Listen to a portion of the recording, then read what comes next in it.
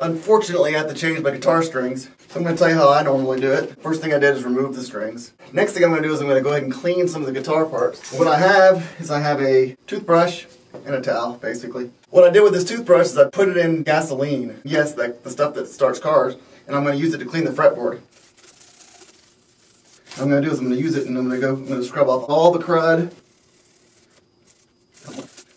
That being said, I don't recommend this at home for any kids or anybody that doesn't understand gasoline. Kids, don't do this. Use something else. This is just something I'm doing because somebody showed me how to do it. And I have it. I don't have any other cleaning materials. If you have other cleaning materials, I'd recommend that. Point is, it can easily start a fire, so don't do it. You gotta make sure you wipe it off because it's a toothbrush. You don't want somebody to brush their teeth with gas. This will make your playing smoking. So the whole goal of doing whatever you're doing to the neck, whatever you use to clean it, is to get all the crud off it, because it builds up. We're playing with fire. And the crud kind of hides.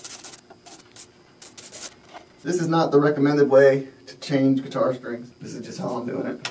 Okay, I'm just going to take this rag. I'm going to wipe it down, you know, in front of the neck and pick up. But it's just a good time to clean everything up.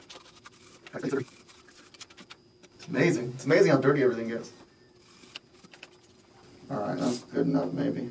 Then do something with the brush other than put it in your desk like I just did. Now for the strings to be put on. I'd recommend big time to have one of these guys, Ernie Ball Power Peg. I'll put the low strings on first, the low E first. Sometimes it's hard for me to get these strings in the little sockets, I don't know why. Put in here, wrap around a couple times. Most people will cut these things off, so it's easier. I don't even mess with it.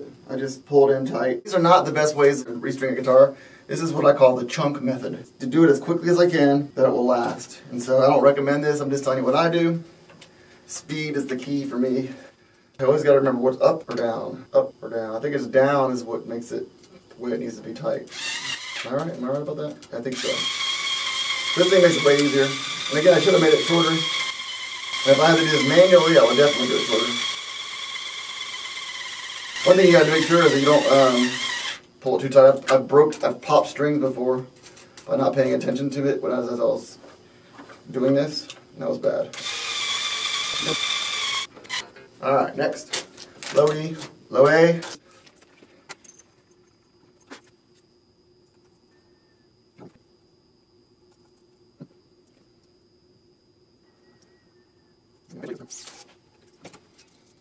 If nothing else, I'd recommend getting this Ernie Ball. It's called Power Peg. It makes life so much easier. That would be the E, the A.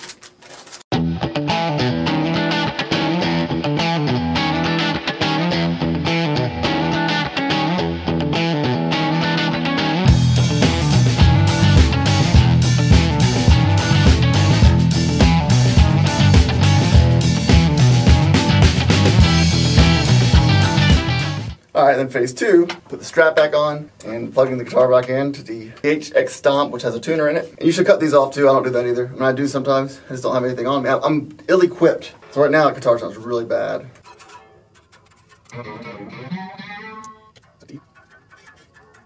You want to go real slow with this part because you could easily break the string if it's caught on something.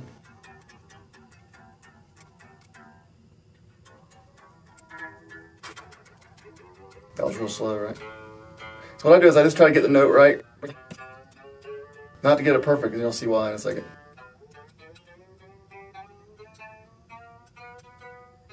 But real careful with the high string. Alright, and then what I do, I take my fingers and I pull up real lightly, because it needs to stretch.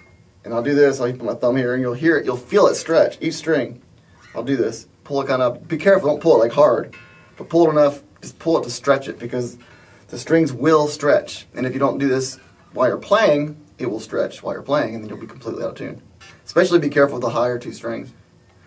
But see, you know, I stretched it. It was an E, now it's down to a D again, because it's stretched. And then I'll keep on doing that until they're all at the right notes. And trust me, it needs to stretch a lot. They're all tuned again. So again, lightly. You can feel it slip a little bit with the low E, and you can feel it stretch. And a little bit with the A.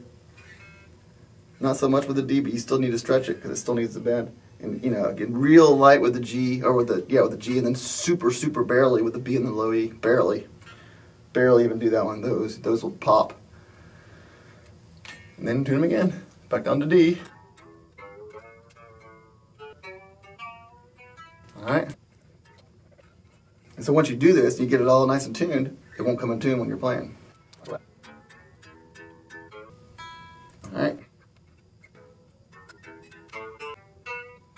And I will say, change your strings every now and then. I've put off changing my strings for so long now. It was just getting in tune all the time. Because what I did is I replaced one string out of a batch, and that always screws things up. So it really makes everything stay in tune, or a lot easier to tune, that's for sure. So we're still, this one, the low E's still getting some stuff. The A is pretty much there. The rest of the strings are pretty much there. So then I just gotta do the E until I get straight, which is almost there.